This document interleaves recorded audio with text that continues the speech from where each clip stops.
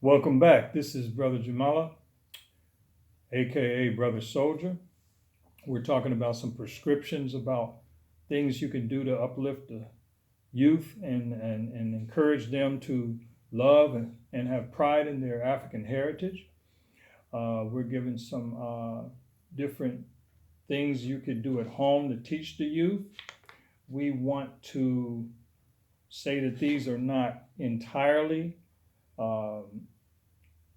everything you're going to need, because everybody needs love. Whenever you're educating a young person, love has to come with it, and respect, because our youth is our tomorrow. Without our youth, we have no tomorrow. This is what I was told when I used to study Hebrew. If you go to Israel and you ask them what is their most valuable product, their answer, as I understood, was their youth.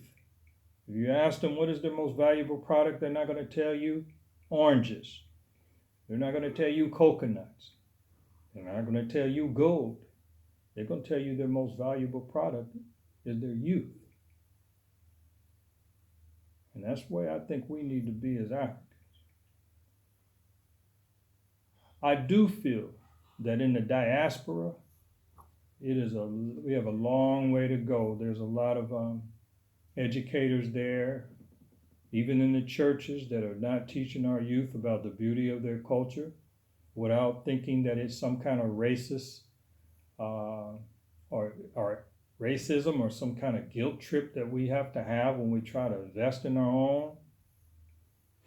But you have every other nation learning about their own. Right now we have Hispanic people coming into the U.S.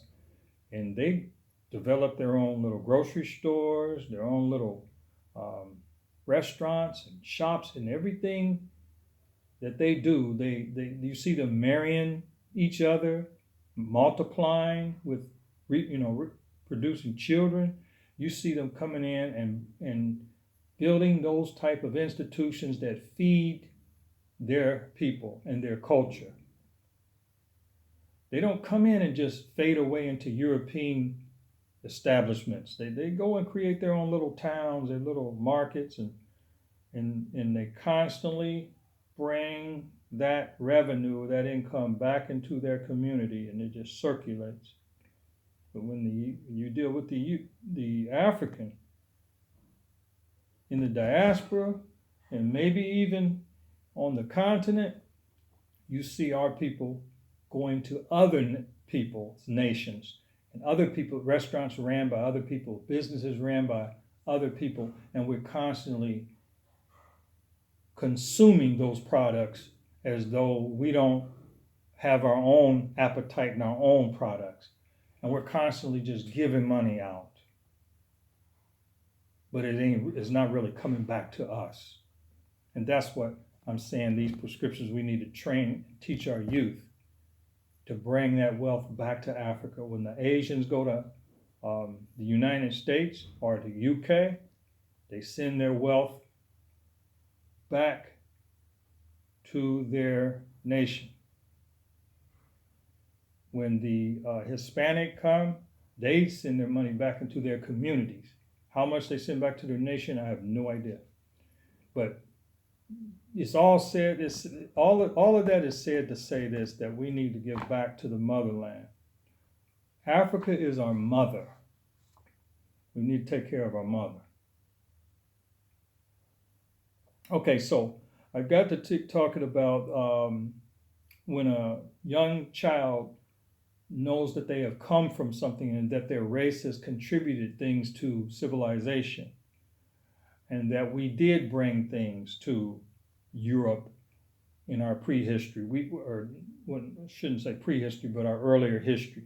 We did bring things, but those things are not mentioned like they should be. So these are things we have to do. So in this second part of this prescription, or which I can call it a recipe, or the ingredients needed to help feed the self-esteem of the African child, I'll continue the list. So when we give them some of the things I've mentioned about their history, about loving their history, and starting off with the Ethiopian and Egyptian empires, because that is Africa. Africa used to extend all the way out to Asia, the empire. The Ethiopian empire used to extend all the way out there. And a lot of the territory and area that you now call Arabia and Asia. The empires of our people used to extend all the way up into those lands. So when we know these things about us, so if enemy tries to come, if the wolf kind of tries to come and tries to say that we have no history, our children will know that this is evil. They have been prepared mentally to guard their minds from lies and resist or fight against that enemy, not play along with that enemy. Anybody that does things like that doesn't teach you about your culture, they do not love you. They do not respect you. They do not care about you. And that's the way you have to look at it. Our whole black family system is being torn down. The African family structure is being torn down. Even other family structures are being torn down in other races, but we're concerned about what's happening to us as African people. Some, quote, Negroes, blacks, will argue against this early intervention in our youth and allow them to wander aimlessly in this society and in this racist land of North America and continue to be ignorant of their own history. You should understand how to seek refuge and homes elsewhere as an option. In high school, there should be classes on more advanced issues with international law and Pan-Africanism, agriculture, horticulture, apprenticeships, nation building, spearheading new governments, economics, networking with allies and sympathizers in other countries. Research should be done on other living options such as communalism, separate territories, separate nations. These are things that they just should have as basically as an option.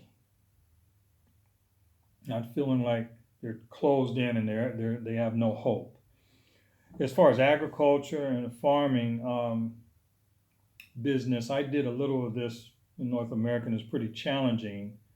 I was able to grow fruit trees and some crops and care for some animals, but I received a little criticism from some of the people in the black community because they were saying, why am I doing all of this? And you can just go to the grocery store. The whole thing is about being self-sufficient, because when you can take care and provide for yourself and grow your own food, you don't have to rely on everybody for everything you eat and everything you have to drink. So I think it's very smart to be self-reliant, producing products rather than always consuming. Our black boys really need to learn this. Political awareness is also essential for our young people. We must allow our youth to make their own good choices from a vast wealth of information that we provide to them rather than a very limited amount restricted to Western European curriculums. There's a saying that if I do not acquire ideals when young, when will I? Not when I am old. That's by Maimonides, Maimonides. Maimonides, 12th century Jewish scholar. So let's go on. Let's see. It says in Human Growth and Development book that I quoted earlier, that children become more liberal and humane in their late adolescent years, but prior to this, they're more rigid and unchangeable. So when they're rigid and unchangeable, we have to teach them, we have to discipline them and show them the way to go. Once they take the knowledge and they get older, they get a little more flexible, they can begin to apply that knowledge. And so historical causes are more difficult to relate to than to future decisions and events. So how they connect that may be a difficult, but that's through Human Development by J. Vander Zanden of 1985 as well. Now, martial arts, I would suggest that self-defense and things is a good thing to learn. Cooking, canning, preserving foods, pre- and post-colonial African history, African-centered theology, African-centered churches, if they exist, must be taught if we're to survive.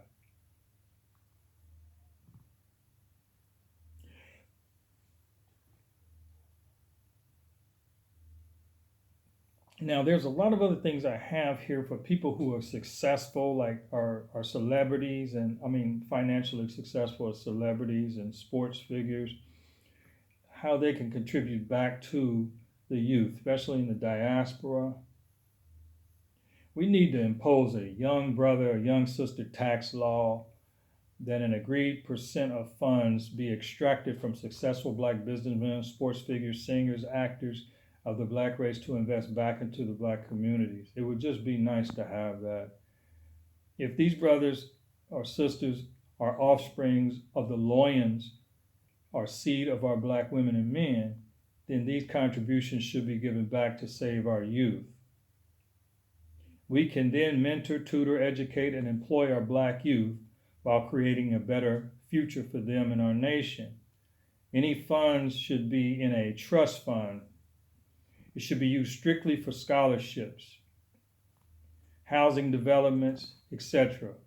Perhaps a percent of the income can be given by each black family for a sense of ownership and empowerment for themselves to fund these suggested improvements in a given black community or African community. This will assure that the improvements are made and the funds are spent wisely.